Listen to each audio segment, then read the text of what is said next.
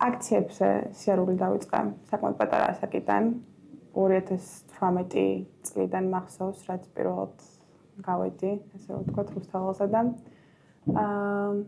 იმის მერე სულ პრინციპში არის ჩვენს ქვეყანაში რაღაც, რაც უნდა გავაპროტესტოთ და მეც ამ პროტესტის ნაწილი ვარ, გააზრებულად ცხადია.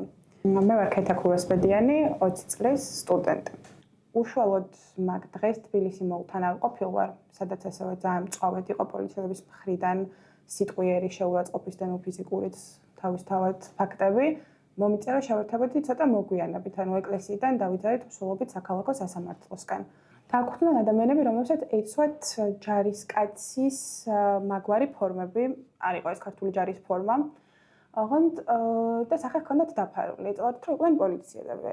ეს ადამიანები გადანაწილდნენ ჯგუფებად და ძალიან მჭიდროდ შემოერივნენ ხალხში.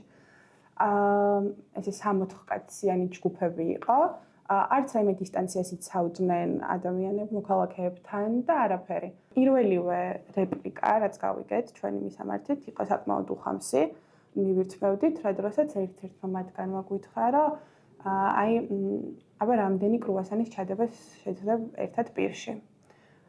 თავიდან დავაიგნორეთ, ანუ არ გაგვიცია პასუხი მიუხედავად იმისა, რომ გავხიზიანდით და ძალიან დამამცირებელია ეს რაღაც.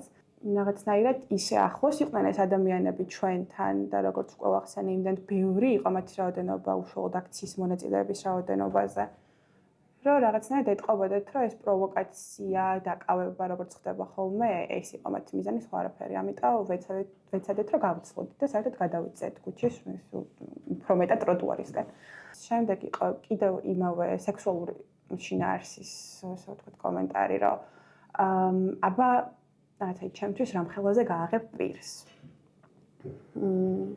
იყო რომ აი თუ გშია, ანუ აი რაღაც აკრას გახარ, წამო რაღაც ჩაურმაზე დაგპატიჟებ, ოღონდ უნდა მითხრა რამ ხელაზე შეგიძლია ერთიანთ რომ შაურმა ჩაიდო პირში. და ამაზე იცინოდნენ. სასტვენები რატო გაქვთ ნახივრში ხართ დედაჩემს მაგალითად. და ხო, ესეთი სექსუალური ხასიათის წინადადებები.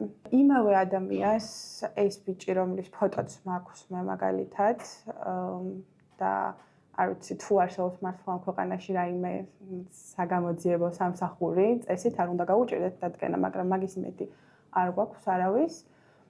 გამოირჩეოდა საერთოდ ესეთი საუბრით, იმიტომ რომ ამავე ადამიანის მიმართ ჰქონდა სხვა აქციის მონაწილე გოგონას პროტესტი, რომელსაც უთხრა, რომ რაღაცა ნივთ, ჩემი ვარაუდით სასტვენზე იყო აქ ლაპარაკი ისევ.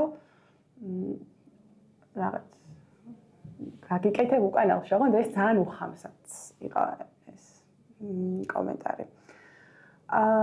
მე რაღაცნაირად ერთმა ორმა ადამიანმა გაწია ეს ბიჭი ჩვენგან, რომ მიხვდა რომ უკვე იძაბებოდა სიტუაცია და იქიდან გვიყვიროდა, რომ აი თქვენ პოლიციას პატივს არ სცემთ.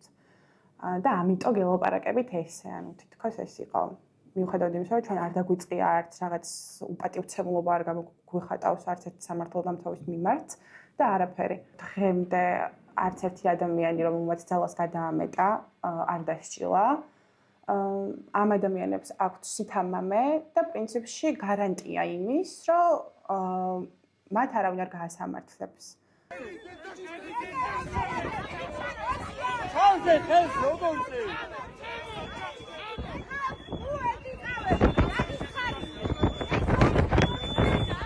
მე ვფიქრობ, რომ დავალება ეს, ანუ როცა განსაკუთრებულ დავალებათა დეპარტამენტის უფროსი ეგეთ რაღაცებს აკეთებს და ესე ძალადობს ადამიანებზე, მაშინაც კი როცა კამერების ქვეშ არის, რანაირად შეიძლება ვიფიქრო, რომ ეს მათი რაღაც ინდივიდუალური გადაწყვეტილებები იყო რა.